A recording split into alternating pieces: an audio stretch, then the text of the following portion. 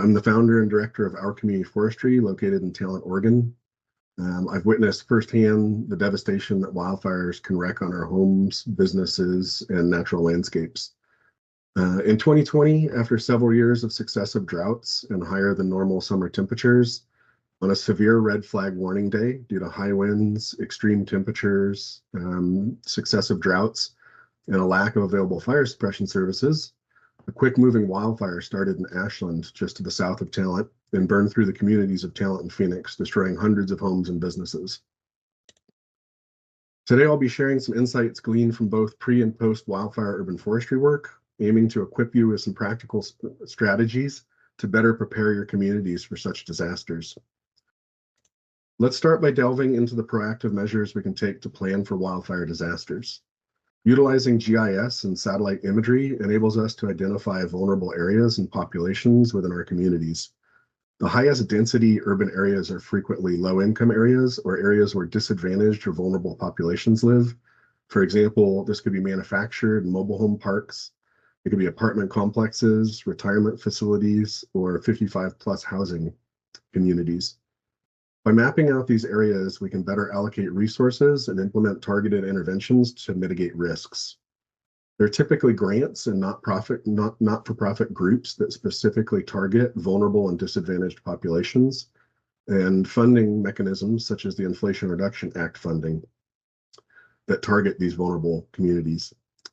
Reach out to these potential partner agencies and nonprofit groups in your community and start looking at opportunities for community safeguarding improvements like firewise type improvements that affect both structures and landscapes.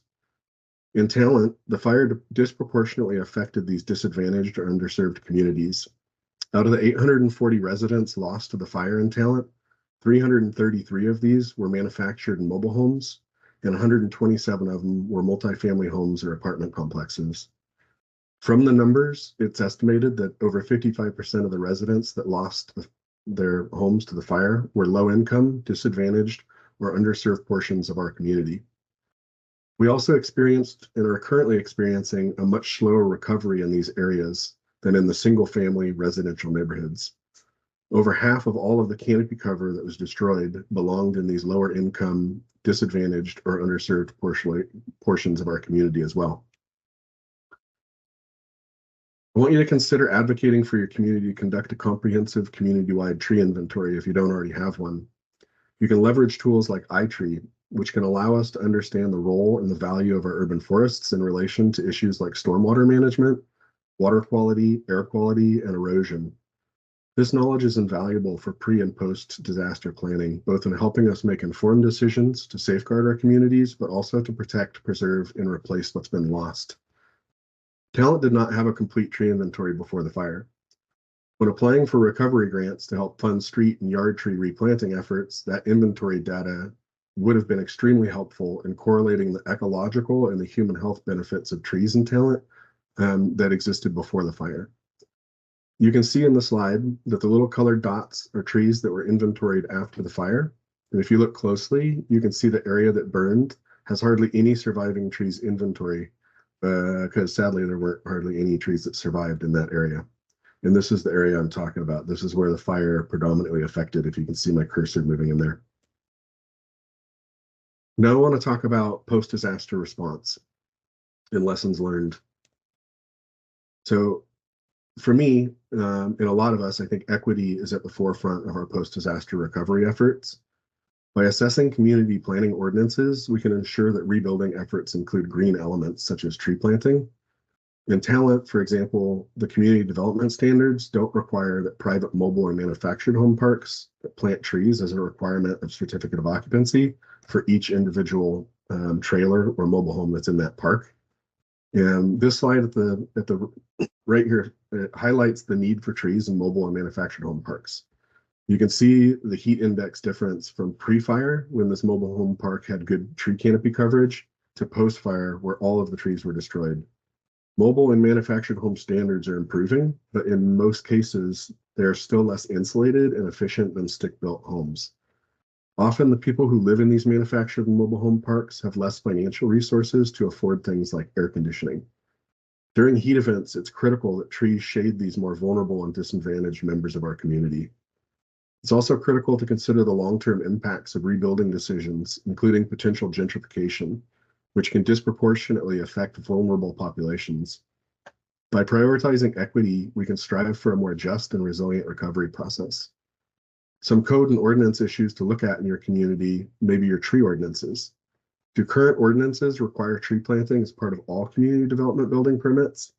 Check to be sure that the ordinance is applied equally to all types of structures, including manufactured and mobile home parks, apartment complexes, retirement facilities, and 55+ housing communities. There may be ways to help address challenges in rebuilding, including costs of rebuilding exceeding insurance coverage. Look for state and federal recovery grants that may help provide the needed additional community investment to bring structures and utilities up to best standards for fire protection and energy efficiency and climate resiliency. There are many additional costs that come with rebuilding our communities and bringing them up to newly adopted or advised standards, in particular with a climate resilient focus. Some of these are complete street standards, adding green spaces or parks, increasing easements and or setbacks for natural areas such as floodplains or wildland-urban interface areas that may have been grandfathered in prior to the disaster, upgrades to new water meters or installing smart meters, infrastructure hardening projects, additional or improved fire resources, moving electrical or IT utilities underground where they're safer. I want you to read this newspaper headline with me. The City of Talent New Urban Renewal Plan, known officially as the Alameda Fire Recovery and Revitalization Plan, is voted down. One tool that may be an option to fund these large-scale community improvements is creating an urban renewal area. This was attempted in Talent, but due to other agencies, I would say misguided or vocal opposition, which would be the school districts, fire districts, library districts, and others, the City of Talent Council decided that they'd put this to a vote to the voters. I want you to keep in mind, though, that almost 50% of the displaced citizens in our community were part of that low-income, disadvantaged, or vulnerable population in Talent, which was specifically targeted for funding from the urban renewal area, and they were unable to vote on that because they didn't have addresses anymore. If we can't bring the funding in our communities, if we can't find funding and bring it into our communities equitably to recover, what does that do to the demographics and the culture of your community? When struck with devastating disasters, there's a lot of people who may not want to return or are unable to return. For example, some people's emotional response to losing loved ones, pets, their possessions, or the trauma that they endured during these events may prevent them from ever considering returning or rebuilding in the same community. People who were renting didn't have insurance or their insurance was inadequate, people who were behind on their mortgage or didn't have enough equity to want to rebuild, or people who lost their businesses or their employer in the disaster may find work elsewhere. This is all just to highlight that when rebuilding does begin in your community, some developers see an opportunity to buy up vacant lots. In Talent, our city council provided a like-for-like exemption to the normal community development and planning standard requirements for building new homes. And this was viewed as the best way to encourage residents to build or to rebuild and to return home and keep their costs as low as possible. But it inadvertently applied to developers as well. The developers are currently building homes that are well outside what is affordable for the mean income levels in this area. And it's the primary driver of gentrification. And in some cases, it is permanently displacing people who lost their homes. These are important issues that communities should start to consider now so that if disaster strikes, you're better prepared to rebuild in a manner that balances resilience, equity, and sustainability. On the topic of sustainability, let's look at a few post-disaster logistics issues. The Alameda fire spread rapidly, primarily consuming homes rather than trees.